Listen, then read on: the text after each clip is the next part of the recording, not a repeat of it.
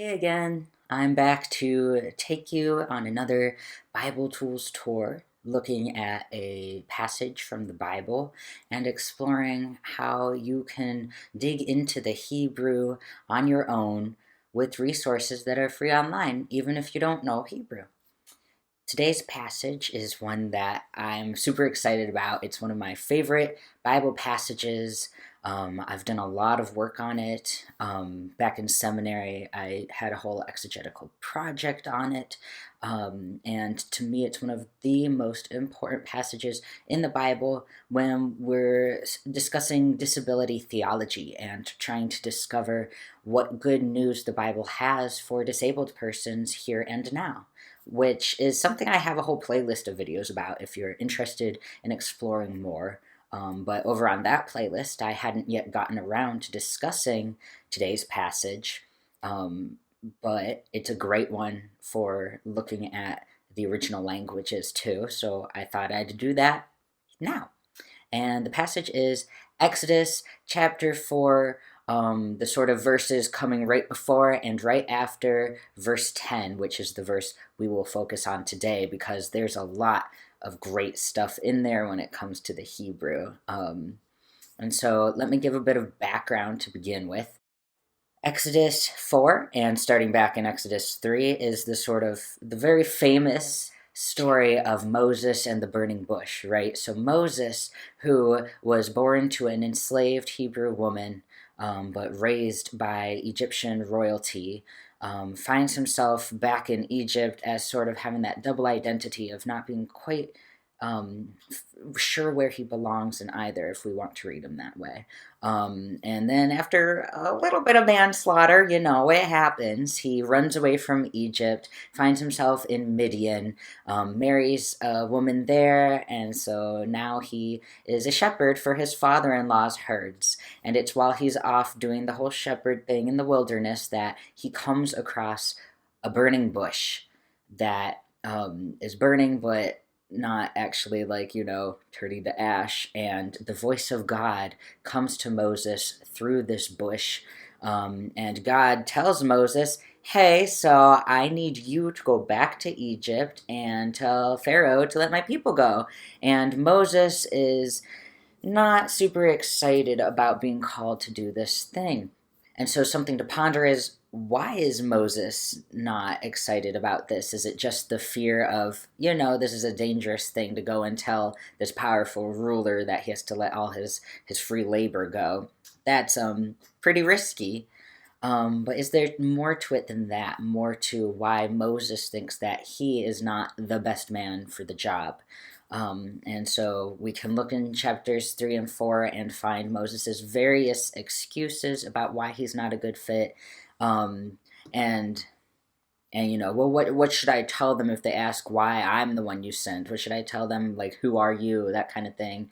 And finally, in verse 10, he stops beating around the bush, sorry for the pun, and finally just flat out tells God, hey, listen, I'm not a man of words, and I am heavy of mouth and heavy of tongue, or as it's often translated, slow of speech and tongue.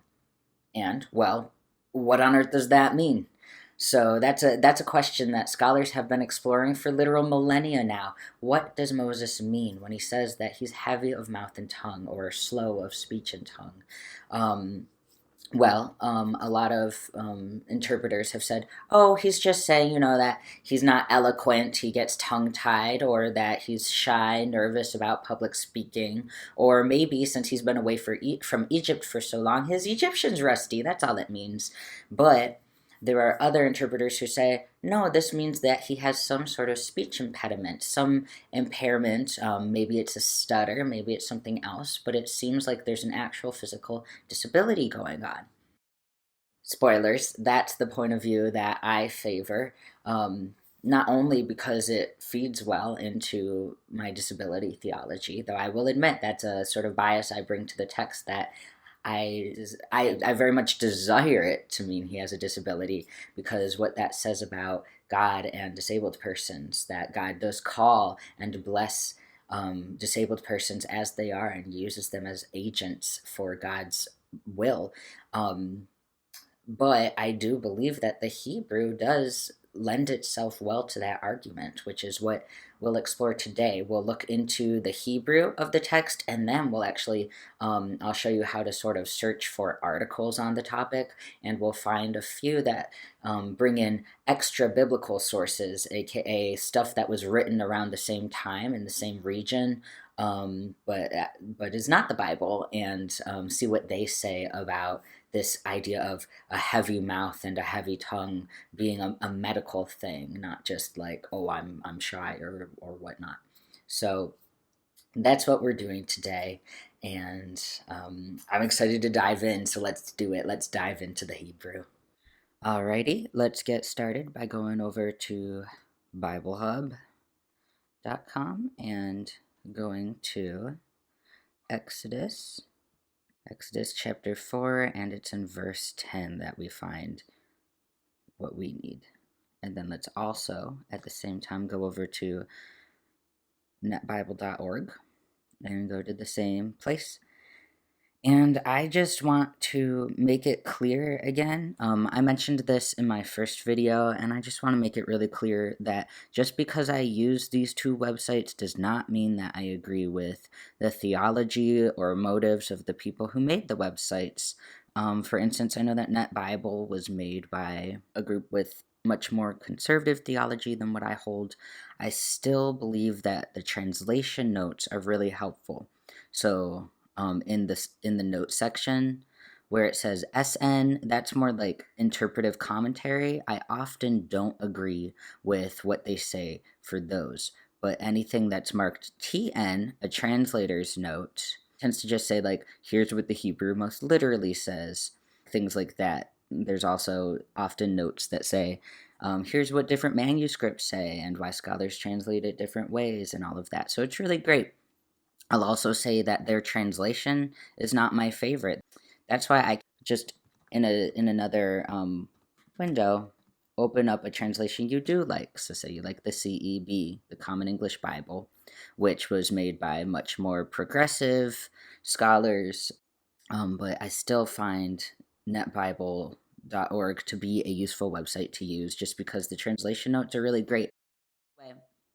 Sorry for that long aside, but let's start with Bible Hub because we can look at Exodus 4:10, our verse, in a whole lot of different Bible translations, which is nice. Like I said, I'm going to be focusing on this last bit of the verse. So we've got Moses saying that he can't be God's sort of spokesperson because the New International Version says, I am slow of speech and tongue. So we've got the adjective slow instead of mouth and tongue, speech and tongue. And then New Living Translation makes sort of even more of an interpretive leap. We'll see when we look at the Hebrew. This is a bit further away. I get tongue-tied and my words get tangled. So for them, it's not that he doesn't know Hebrew well. It's more likely he just either has some sort of stutter or he just gets nervous when he talks, and that's what's going on. I am slow of speech and tongue. So again, that word slow that we saw earlier, and then the word speech instead of mouth. And here, I am slow of speech and tongue. I am slow of speech and of a slow tongue. So pretty similar, repeats the word slow twice. I am slow of speech and slow of tongue. I'm slow of speech and slow of tongue. I'm slow of speech and slow of tongue. I'm slow of speech and slow of tongue. Here, so Christian Standard Bible. My mouth and my tongue are sluggish. So using that word instead. Again, to me, that kind of interpretation leads away. No, I don't know. From disability, maybe not. Maybe that could be. I think that actually leads away from the idea that he just doesn't know Hebrew well or isn't eloquent. But let's see. I am slow and hesitant in speech. Again, that could be, is that some sort of stutter, or is that just he can't think of what to say?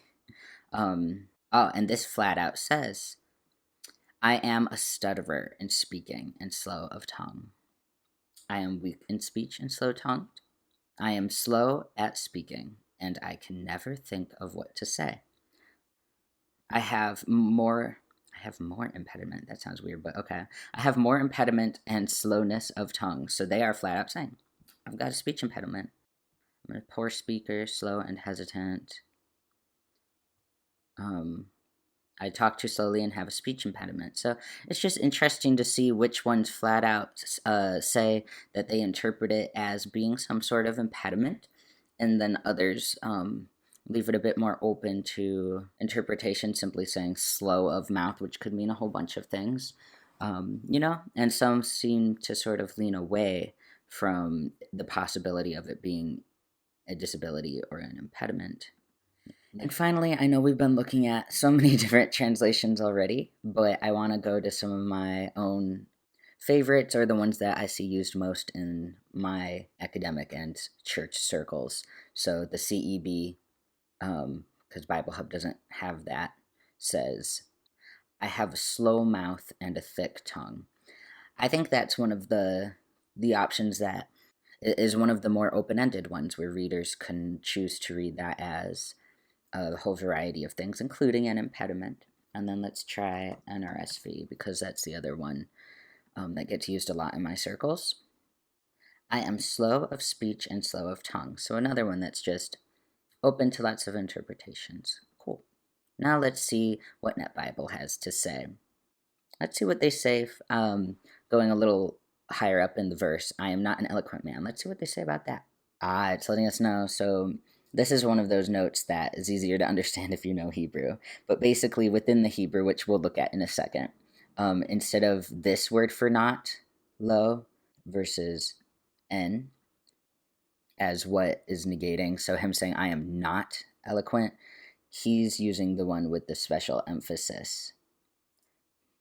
Meanwhile, the expression eloquent man is literally ish devarim, a man of words. So that's the more literal that's being translated in so many of these as eloquent, right? Most of them are going for eloquent, and what it literally is in Hebrew is, I am not a man of words. The genitive may indicate a man characterized by words, or a man who is able to command or control words. Oh, interesting. That's fun. Moses apparently is resigned to the fact that he can do the signs, but he knows the signs have to be explained. Okay, that's fair. And it makes me think of earlier in Exodus, I think in Exodus 2, maybe 3, when Moses is, he sees a fight breaking out, and he goes to try and break it up, and he tries to explain, like, hey, don't fight, and his words don't help. So maybe that's part of why he's like, I'm not a man of words. I've never been able to, like, get people to do what I tell them to just by talking to them. So that's fair. And then here with just we'll skip over that and get to this part, the slow of speech or whatever.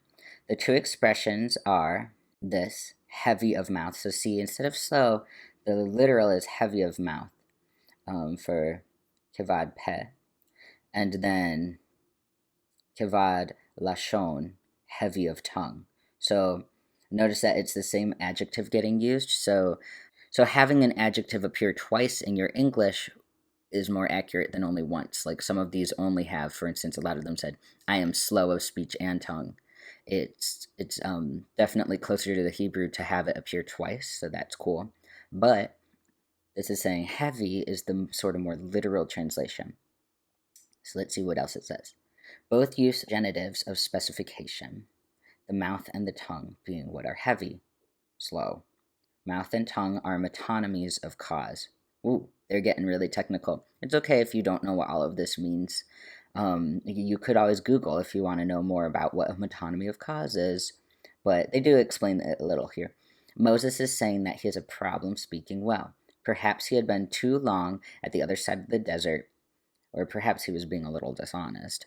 At any rate, he has still not captured the meaning of God's presence. Okay, so this one, even though it's a translator's note, they're offering us quite a bit of interpretation here, right? So they're saying this is how they read it, but again, that's not how we have to read it. Spoilers, I am going to bring us to this article, so I'm glad they mention it. But yeah, so that's what we've got. And so let's finally look at the Hebrew ourselves. And if you've seen my other videos, you know that I like to just search for whatever verse or chapter and then the word interlinear.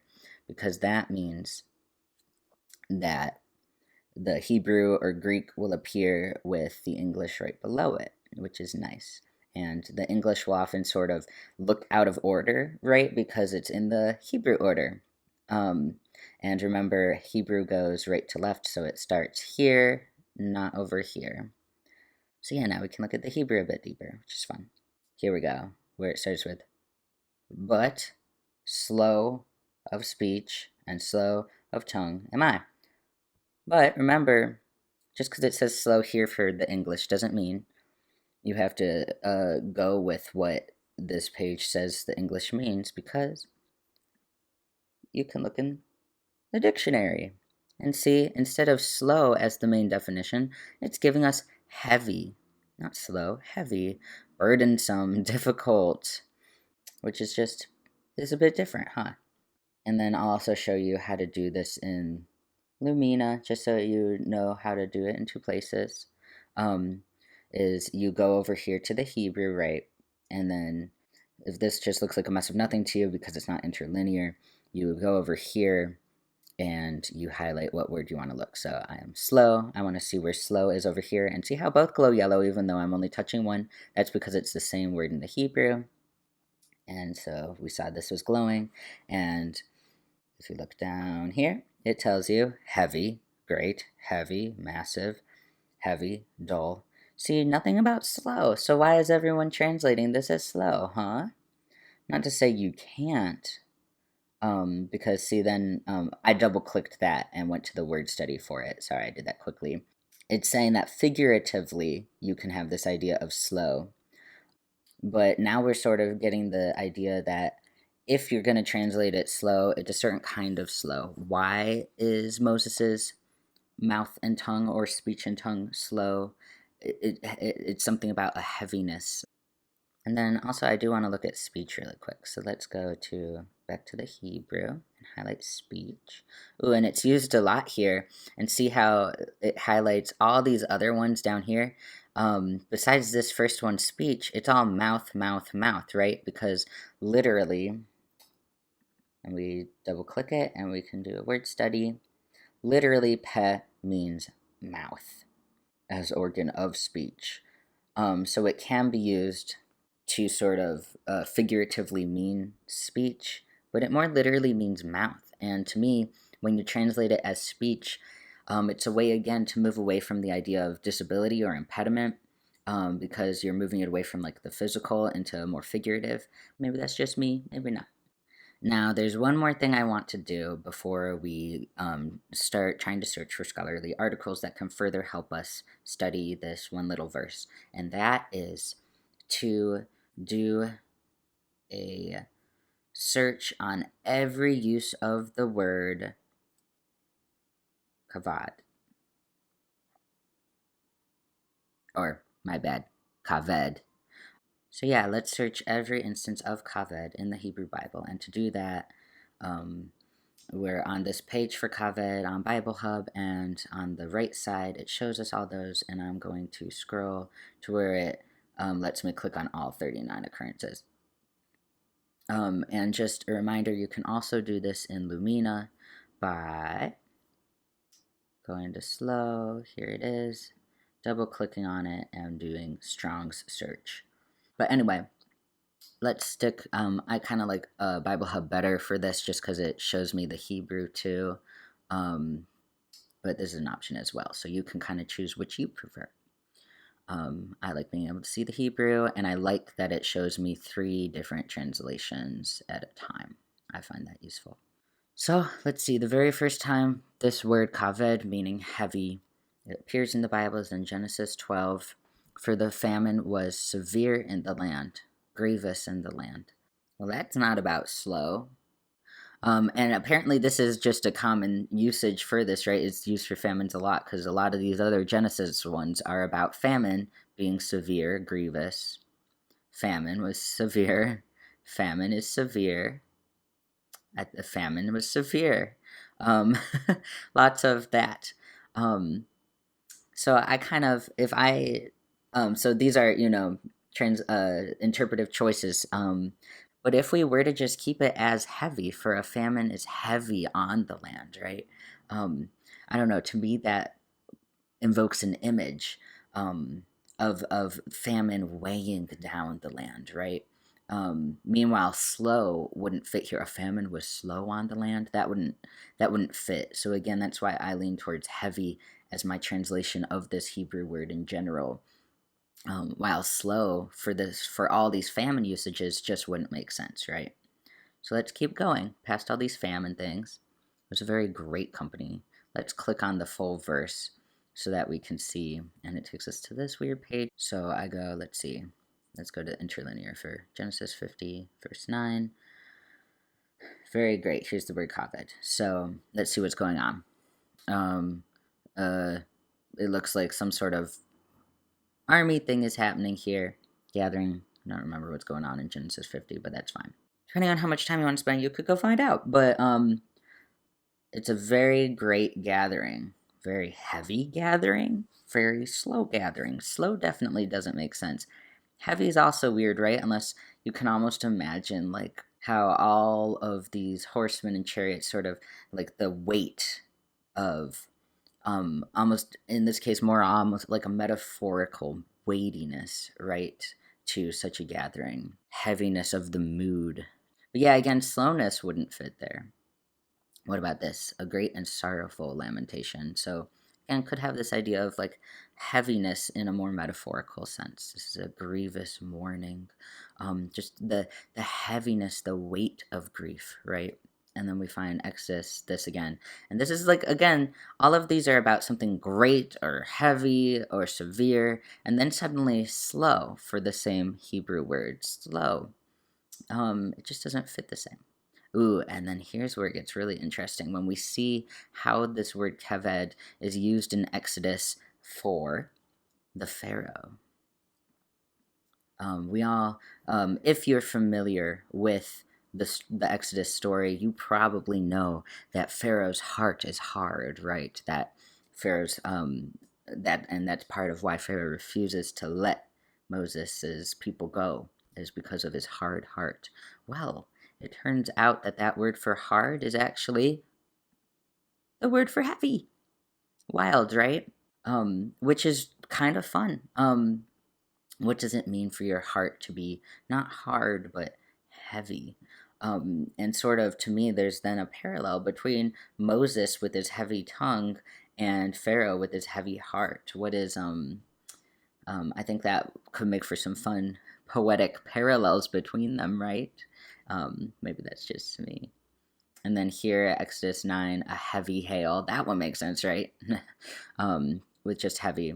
A lot of the plagues have this word for heavy, right? That is so. For me, as I look at all these, let's look at this one. Moses' hands are heavy. Why are his hands heavy? That could be helpful. Oh, this is one of my favorite parts where Moses has to hold up a staff in order to like keep the Hebrews winning a battle, and his hands grow heavy because they're tired. He's been holding up this staff for hours or whatever. His hands being slow wouldn't make any sense. Heavy makes sense. There's like that exhaustion that feels like it's weighing you down, right? But yeah, I'll stop going through all these because it's a lot. But it becomes pretty clear that a heavy yoke, right? If I were to pick only two English words with which to translate this word, kaved, I think I'd definitely go with heavy or weighty, and then like maybe a word that means great, as in large, big. And in that case, a more metaphorical heaviness of like that weightiness. I would not use slow. That just doesn't fit any of these. So to close this bit, I'm gonna read from my own paper because I think I summed it up better there. I myself am not a man of words when I'm speaking. I'm much more eloquent when I write, so I'm just gonna read from this. So I'm comparing the idea of slowness. Let's see how all these different translations use slow or sluggish as it kind of leads away from the impediment or keeps it ambiguous. So slow, maybe that's more neutral. But heaviness must be interpreted as being about an impediment or disability. A slow mouth and tongue could be slow because the brain takes a while in thinking what to say. But a heavy mouth and tongue, something is going on with those organs, not with the brain, at least as Moshe, which is Moses, perceives it. I can imagine what this heaviness feels like for him. His tongue feeling too heavy to form phonemes as smoothly as others do, or his mouth too weighed down to make words at all sometimes. That's why I chose to translate the adjective as heavy. Because, sure, slow is an option listed for this adjective in dictionaries, but only when in the context of a mouth or tongue. I think it should not be an option at all. Everywhere else, this adjective is about weightiness, either literal or figurative. A heavy, as in oppressive or intense famine. The weighty, impressive wealth of Abraham. The heaviness of all the sins that Sodom and Gomorrah have piled up. The heaviness of the film obscuring Jacob's sight in his old age, the heaviness of the laments when Jacob dies, the heaviness of Pharaoh's heart, i.e., his will or resolve, too heavy to be moved or changed. This word can be better translated as great or numerous in some instances, as with the great company of Genesis 50, but even then, one could say that poetically, a multitude of anything is a weighty thing. It certainly has nothing to do with the concept of slowness. As a verb, this word means to weigh heavily, as sin or power might do, or to be weighty, as in honored. So yeah, that sums that up, huh? All right, we've made our way through the Hebrew on our own, and now here comes an extra fun part, in my opinion, which is researching what other people have said about this text. Now, if you have access to a JSTOR account, lucky you. If you don't know whether you do, if you happen to be enrolled in a university or a college, you probably do. And I'm jealous. But for those of us who don't, I like ResearchGate as an option because if you find a paper on here that you can't read for free online, it'll tell you how to contact whoever wrote the article with the request for them to send it to you for free, and very often they'll do it happily. So yeah, that's why I like it. So let's start by just searching Exodus for disability and seeing what we see. It's all about sort of choosing keywords and deciding what looks good. Oh, and see what I'm saying? Like this you can download for free versus this one you can request that this person, the author, sends you a copy. All right, so here we've got the first one that actually has the word disability in it, along with Exodus 4:10. So perfect. One thing is to sort of see, okay, so it's from 2008, and it was indeed published in a journal. Some of the stuff you'll find in ResearchGate is almost more like a paper that was never published somewhere. And I'll tell you, I have found some hidden gems among that stuff, but if you're looking for something that, say, you could quote in a paper, you're probably going to want something that was actually published somewhere. Moses describes himself as having a speech difficulty in 3 different points. And that's another thing. So they're telling you some more. We looked at 4:10. Now it's telling you, oh, go check out chapter 6 and chapter 30 as well. And it sort of provides you with more context. Let's see. Hybrid. So here's an article that was published in a journal. It also seems promising. Brings up the Hebrew and what scholars have argued for what it means and all of that. So yeah, totally worth requesting the full text of. Let's try searching heavy of mouth Moses. See what we get there. Ah, here's heavy of mouth, heavy of tongue. Doesn't have any information, but could totally be worth checking out. I'll give you a hint. It is. I've read it. It's really good. In fact, I already have a copy. It looks like I got it from JSTOR, so I'm not sure if you reach out to Jeffrey Tegay whether they'd respond, but you could give it a try, and if not, feel free to ask me to send you my copy. This article opens by sharing a Jewish legend where Moses burned his tongue on a hot coal in infancy and remained for the rest of his life with a speech impediment. So we can see that for a very long time, for honestly like millennia, people have been asking this question of what does a heavy mouth and tongue mean, and have been coming up with narratives to understand what it means, including in this case a speech impediment. Meanwhile, many more recent commentators have preferred the views of other ancient exegetes that Moses claimed to have forgotten his Egyptian, to be ineloquent, unskilled in debating, or the like. While differing from each other, these interpretations have in common the removal of Moses' difficulty from the medical realm. And this is where I think it gets really interesting, is the present paper was occasioned by Akkadian, so that's another ancient language, Akkadian and other evidence which places heavy of mouth squarely in the repertoire of medical terminology. And so this paper takes you through evidence from Hebrew and within the Hebrew Bible, takes you through other Semitic languages that use this idea of heaviness, takes you through that, medical texts from way back in the day, right? Sumerian. So I like that it includes both biblical, other biblical examples and extra biblical sources. So sources from outside of the Bible in the same sort of ancient time and space. And then it takes you through what various scholars over the centuries have said.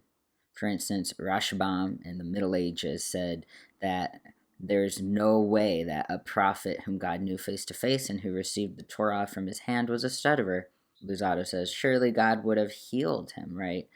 So this idea that disability is always a flaw, something imperfect that needs to be healed, colors how people interpret. And I think that's important to note, right? That our internal biases about what disability is and any sort of thing, right? What is perfection? What is flaw in any sort of identity discussion is going to impact how we interpret certain texts. And I think this article really highlights that well. So I really like this article. And one last thing you can do, once you find a good article like this one, I totally recommend checking out the bibliography at the end. All right, it has been a long video, but before we go, I do want to do one last thing, and that is to really emphasize why all of this matters, why knowing this stuff about the Hebrew and being able to explore the Hebrew or the Greek of a biblical text on your own can really have actual real life implications or applications, right? So I'm just going to read the part of my paper that talks about that in detail, and then I'll let you go. Alrighty, so here's near the end of my paper where I start talking about why all of this matters. I cannot claim to know what exactly was going through the minds of the writers of Exodus 4, whether they wrote Moshe, or Moses, as disabled solely to highlight God's power, whether they did it to challenge the stigmatizing voices of the wider biblical narrative, or some mix of the two, or for some other reason entirely. What I can argue is that regardless of the original authorial intent, Exodus 4 does matter for disabled persons in their communities today. There are disabled persons today who find encouragement and empowerment in what God tells Moshe, and in knowing that such an illustrious figure was disabled. I know of a man who felt called to pursue ordained ministry, but assumed that he could not because he has a stutter. When someone pointed out to him that Moshe had a stutter, he felt empowered to attend seminary, and he is now a pastor. Another person with a disability who interprets God's message in Exodus 4:11 positively is Scott Campbell. Moses believed he had a speech impairment and therefore was unqualified to speak to people. However, after being with God, Moses did speak to Aaron and the leaders of Israel. The word of God came through the speech impairment. Campbell compares Moshe's story to that of a contemporary prophet named David Ring, who has cerebral palsy. When David speaks, he does not apologize for having a speech impairment, and he does not seek to be healed of it. The gospel and the truth still gets told through the speech impairment, not in spite of it. This passage is therefore shown to be a valuable one for disabled persons who seek a good word for themselves as they are. It also stands as a challenge for Christians who believe that disability is something that must be healed.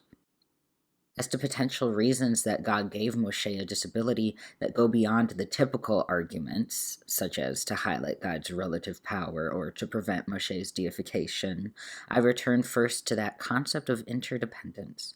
Because of his speech impairment and the anxiety it causes within him, God offers Moshe accommodations, the rod and the support of his brother Aaron. Moreover, Moshe needs other forms of support throughout his story, ones not related to his disability, such as when Joshua and Aaron help him hold up his arms in Exodus 17, 8 through 15, or when he appoints more judges because the work is too much for him alone in Exodus 18. That one of the most prominent and powerful figures of Scripture needs accommodations, some related to disability, some not, is an important message for all of us, regardless of our ability status.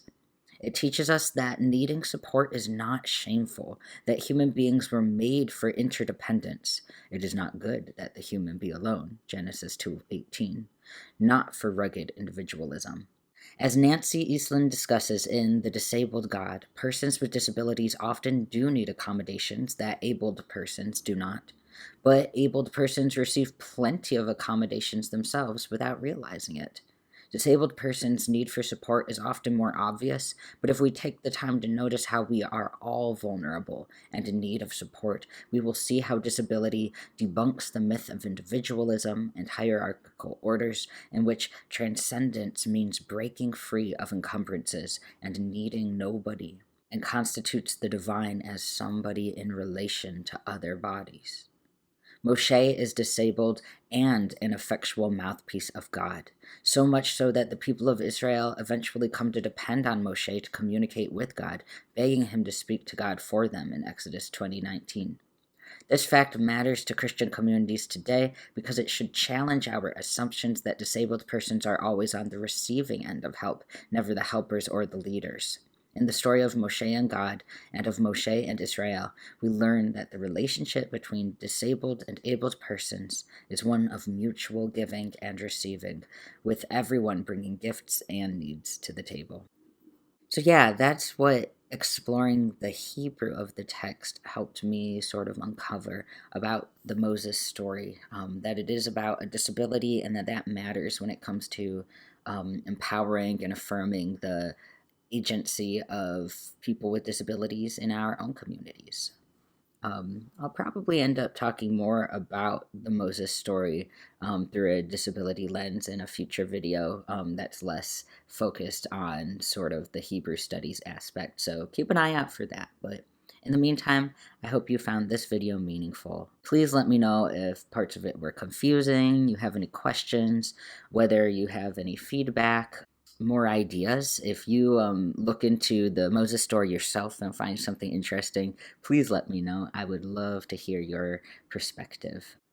Also, I'll be linking my Exodus 4 paper in the video notes if you want to read the whole thing. And yeah, that's it. See you next time.